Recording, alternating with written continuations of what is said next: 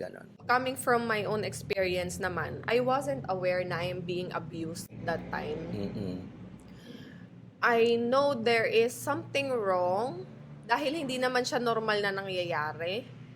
Plus, yung mga, this should not happen, this is okay, that is not okay, that is a no-no. Wala akong mga ganun nung bata ako.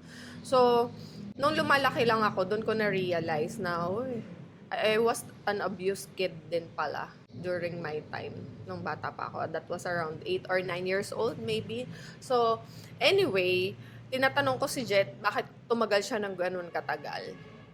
It's because nung mga bata pa tayo, we don't have that idea na we are being abused. I want to ask you, what happened?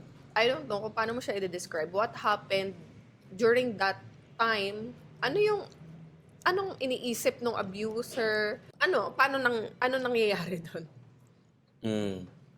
So that time, it was going back. Going back. Pero may time space warp sa isip ko ngayon din.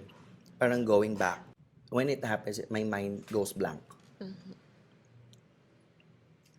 The second is, some abuser, I don't know what's happening inside their head. They were trying to, well, first part, curiosity. Number two is